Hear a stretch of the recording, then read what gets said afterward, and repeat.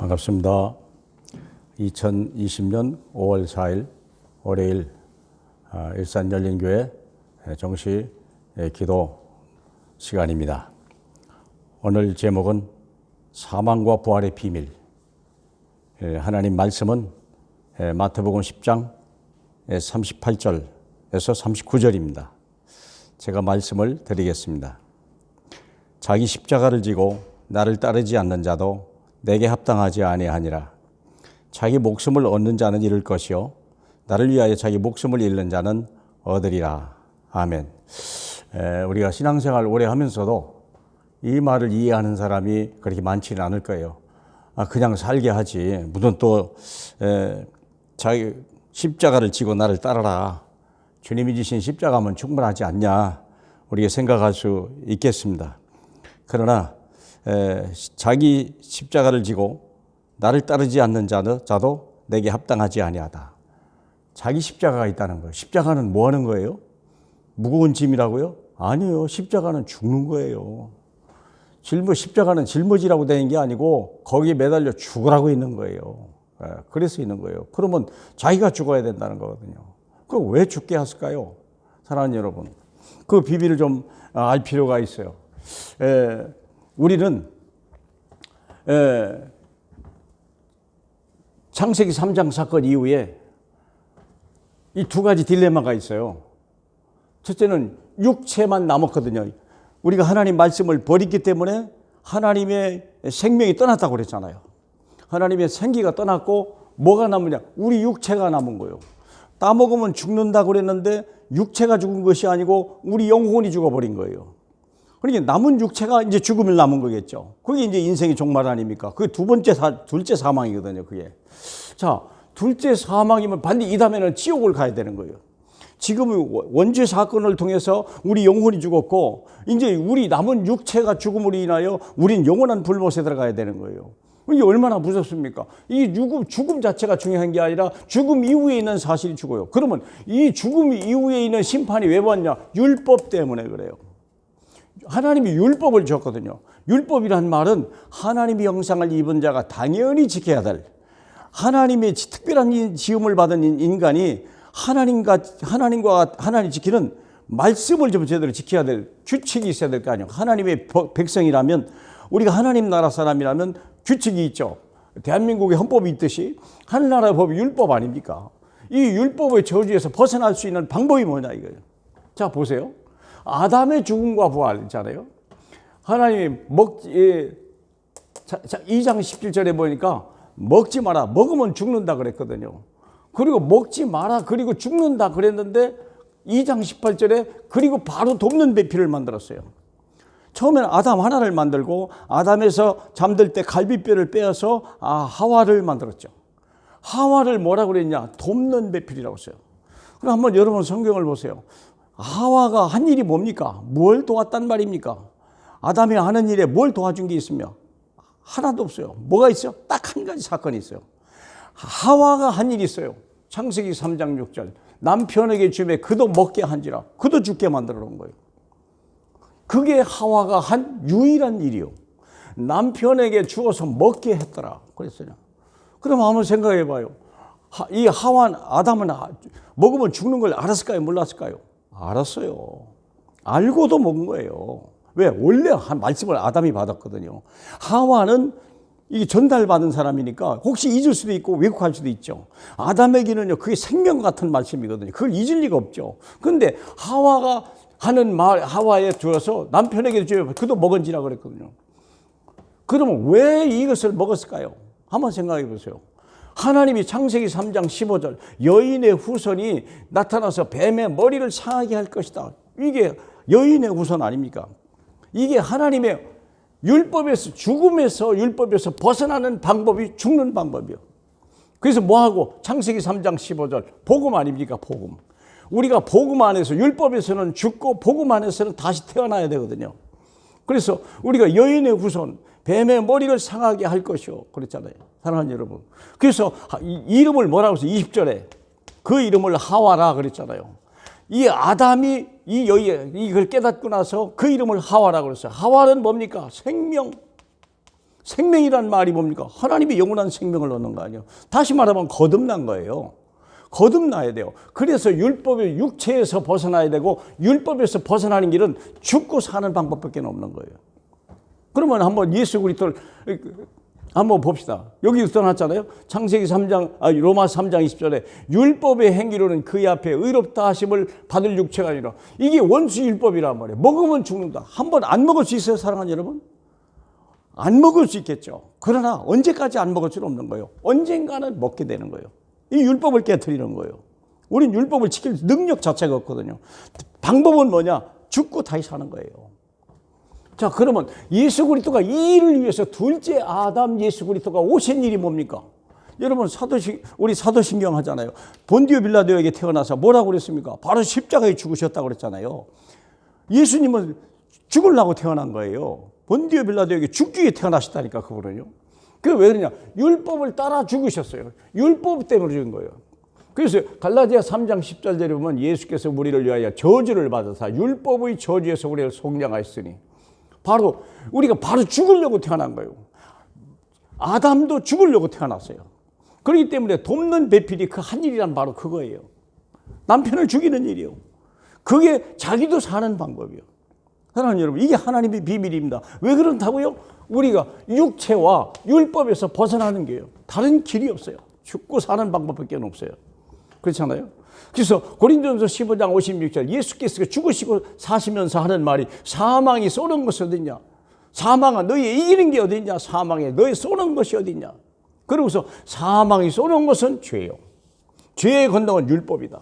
근데 율법에 의해서 죄가 왔고 죄로 인하여 사망이 온 거거든요. 이 율법을 없앨 수는 없잖아요. 그렇기 때문에 우리가 이 죄를 없애고 사망을 당해야 되는 거예요. 이 죄에 의해서 사망을 당해야 돼요. 그 수밖에 없는 거예요. 우리는 율법의 행위로는 그 앞에 의롭다 할 육체가 없기 때문에 그래요. 우리가 육체라는 사실을 이해해야 돼요. 육체라는 사실에 대해서. 육체는 율법을 행할 수 있는 능력 자체가 없어요. 그래서 죽는 거예요. 죽음으로써요 율법을 성취시키는 거예요. 고린도전서 15장 57절에 보니까, 그래서 우리 주 예수 그리스도로 말미암아 승리를 주신 하나님께 감사하노라. 예수 그리스도가, 첫째 아담도 그렇게 죽었어요. 이분이 예수 그리스도 아닙니까? 그렇기 때문에 미리 응답을 받은 거죠. 예수께서는 이 응답을 실제로 갚으신 거예요. 그럼 우리는 어떻게 하면 영생을 얻고 우리가 어떻게 하면 응답을 받을 수 있냐? 우리의 죽음과 부활, 갈라디아 2장 10절, 내가 그리스도와 함께 십자가에 못 박혀 죽었나니, 내가 이제부터 사는 것은, 이제 내가 사는 것은 나를 위하여 십자가에 죽으신 그 예수를 믿는 믿음으로만 사는 거예요. 그렇습니다. 율법에서 벗어나와서 하나님의 이 복음을 믿는 믿음으로만 살아야 돼. 그래야 우리가 영생을 살고 완전하게 사는 거예요. 창세기 원래 인간은요 불완전한 존재였어요. 율법이 있는 한은 불완전한 거예요. 왜? 율법에 모든 걸 달려있거든요. 그러나 율법을 완전히 이제 성취하시고 이 땅에 오셔서 구원의 법을 온전히 이루신 예수를 믿는, 그러기 때문에 이제 우리는 뭐냐? 내가 그리스도와 함께 십자가에 못 박혀 죽는 거예요. 살아있어 죽는 거예요. 살아서 죽어야 된다. 그렇죠? 그래서 바울은 말하기를 나는 날마다 죽노라. 날마다 죽어야 돼요. 여러분, 세상이 얼마나 어렵고 사람 인간관계, 많은 신경질, 많은 어려움, 많은 고난. 왜 그럴까요? 내가 살아서 그래요. 내가 살았기 때문에. 내 안에 그리스도는 그걸 이기신 분이거든요. 이 세상의 모든 문제를 그분이 이기시고 부활하신 분이고 모든 문제 해답이라고 스스로 얘기하셨어요. 내가 다 이뤘노라. 그러니까 그분 안에 있어야 돼요. 근데 문제는 뭐냐? 그분을 따라서 내가 사는 한은 나는 죽는 거예요. 나는 육체를 가지고 태어난 사람이 율법 아래 있는 사람이기 때문에 이 죽음과 저주를 이길 방법이 없어요. 내가 그리스도와 함께 죽어야, 내가 죽고 그리스도가 살아야 내가 하나님 나라를 누리는 거예요. 평강을 누리는 거예요. 승리를 누리는 거예요. 자기 십자가를 지고 나를 따르지 않는 자도 내게 합당하죠. 그렇습니다. 이게 내 자체가, 내 인생 자체가요, 내 인생의 큰 걸림돌이고 제일 나의 적은 최대의 적은 나요. 그래서 나를 십자가에 할 때 하나님 역사 일어나는 거죠. 그래서 오직 예수 그리스도 그분의 능력만이 나의 것이고 그분의 계획만이 나의 인생의 계획이고 그분의 뜻만이 내가 할 일이고 그분의 영광만이 내가 받을 축복이요. 다른 길이 없습니다. 죽으시고 부활하시길. 그래서 하나님이 쉽습니다. 아주 쉽습니다. 주님도 그 길을 선택하셨어요. 하나님이 우리에게 주신 최고의 길이요, 최고의 행복된 길임을 믿으시길 바라고요. 날마다 죽기를 주님의 이름으로 축복합니다. 할렐루야. 영광을 받으실 우리 주님, 확실한 비밀을 알게 하시니 감사합니다. 인간의 이성으로는 이해할 수 없는 걸 하나님 영적인 비밀을 우리에게 알려주시니 감사합니다. 우리도 많은 사람을 살려내고 우리가 또 많은 사람에게 이 비밀을 말할 수 있도록 우리가 날마다 죽는 하나님의 사람으로 축복해 주옵소서. 예수님 이름으로 기도하옵나이다. 아멘.